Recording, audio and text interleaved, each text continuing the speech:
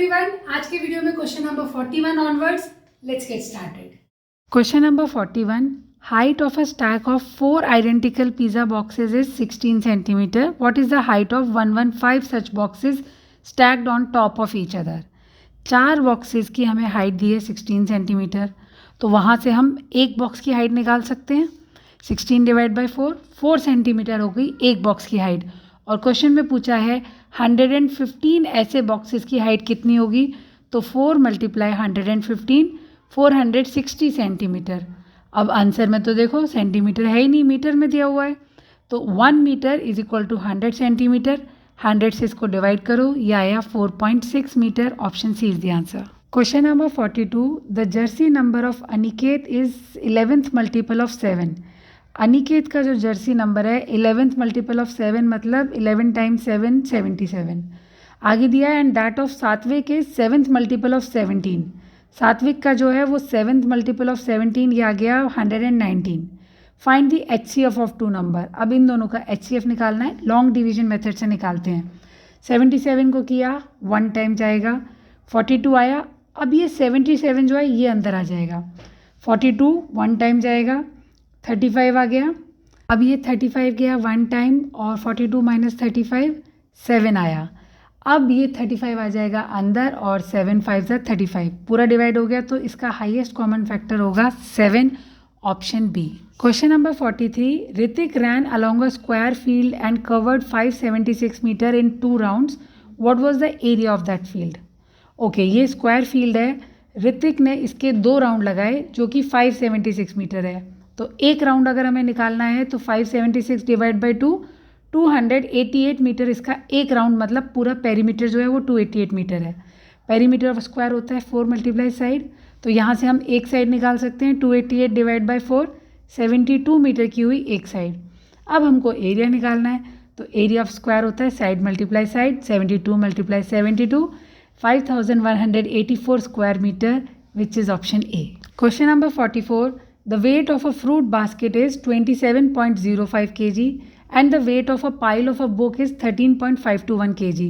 By what weight is the fruit basket heavier than the pile of book? Okay, तो fruit basket का weight दिया है 27.05 kg और book pile का weight दिया है 13.521।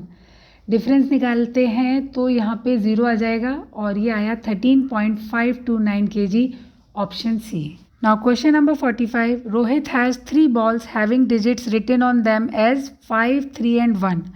What will be the greatest 6-digit number that can be formed by using given digits? Use each digit at least once. Okay, हमको number दिया है 5, 3 और 1। 6 डिजिट नंबर बनाना है और हर डिजिट एक बार आना चाहिए, तो हम लास्ट के 3 तो हमें मिल गए 5, 3, 1। अब जो सबसे बड़ा नंबर है आगे के तीनों डिजिट में वो आ जाएगा, तो हमारा नंबर बन गया 5,55,531, जो कि है ऑप्शन डी। क्वेश्चन नंबर 46 में हमें 2 स्टेटमेंट दिए हुए हैं और बताना है करेक्ट स्टेटमेंट क्या है। तो पहले स्टेटमेंट 1 देखो, यहाँ पे हमें वैल्यू निकालनी है 97.125 प्लस 47.391 माइनस 25.682। तो पहले ऐड कर लो, ये आ गया 144.516। अब इसमें से 25.682 को सब्ट्रैक्ट किया, आ गया 118.834। बोला है अगर हम इसको राउंड ऑफ करते हैं नियरेस्ट हंड्रेड्स में तो 119 आएगा। तो हंड्रेड्स प्लेस पे है यहाँ पे 3 तो 5 से छोटा है, तो इसका मतलब अगर इसको राउंड ऑफ करेंगे तो 118.80 आएगा, ना कि 119। तो ये तो हो गया फॉल्स। अब स्टेटमेंट 2 में हमें ए की वैल्यू दी है, बी की वैल्यू दी है और बोला है sum of A plus B and A minus B 76.546 होगा। करते हैं A plus B A minus B. A की वैल्यू लिखी, बी की लिखी, फिर ए की लिखी, माइनस बी की लिखी। अब ये देखो 21.138 प्लस और 21.138 माइनस, तो एक प्लस है एक माइनस है, ये तो खत्म हो गया। बचा 38.273 प्लस 38.273, इनको ऐड करके आया 76.546। यही हमें क्वेश्चन में दिया था, तो ये वाला स्टेटमेंट ट्रू है। Statement 1 is false, statement 2 is true, ये option D, that is the right answer. Question number 47. The given figure is made up of 10 identical rectangles. Okay, ये फिगर दी हुई है और इसमें हमें एक साइड दी हुई है 25, बाकी इसमें 10 जो हैं वो एक जैसे रेक्टेंगल हैं, तो 8 ये हो गए, 9 और 10। और अगर हम ये 9 वाले रेक्टेंगल को इधर ले आएँ और ये 10 वाले रेक्टेंगल को इधर ले आते हैं, तो फिर देखो यहाँ पे क्या हो जाएगा, टोटल 5 रेक्टेंगल्स हो गए ना। 25 को 5 से डिवाइड किया तो 5 सेंटीमीटर आ गई इसकी ब्रेथ। और इसकी लेंथ निकालने के लिए ये देखो बीच में से यहाँ से 5 हट गया तो 25 माइनस 5 20, और 20 में से 2 रेक्टेंगल बन रहे हैं तो 20 डिवाइड बाई 2 10, तो लेंथ आ गई 10 सेंटीमीटर, ब्रेथ आ गई 5। और अब एक रेक्टेंगल का पेरीमीटर निकालने के लिए 2l + b में इसको लगा दो, 2 × 15 30 आ गया एक रेक्टेंगल का। अब पार्ट 2 में पूछा है पूरे फिगर का क्या पेरीमीटर होगा। अब देखो एक रेक्टेंगल, स्मॉल जो रेक्टेंगल है उसके लिए हमने 10 लेंथ निकाली थी, तो पूरे की अगर हम करेंगे तो 20 हो जाएगी, और ब्रेथ हमें 25 है। अब इसको भी पेरीमीटर में लगाओ, 20 + 25 45 2 = 90, तो यहाँ पर 90 centimetre, option A is the answer. Now question number 48 में हमें लाइन ग्राफ दिया हुआ है और यहाँ पे 5 बच्चों ने जो डेकोरेटिव आइटम्स बनाए हैं उसकी लिस्ट दी है। तो सबसे पहले हम बच्चों के आगे वो लिख लेते हैं कितना है। राशि का है 40, प्रिया का है 20, Nikita 44, Sonali 32 and Monika is coming at 52। अब इसके फर्स्ट पार्ट में पूछा है how many less decorative items were made by Nikita than total number of decorative item made by Priya and Monika.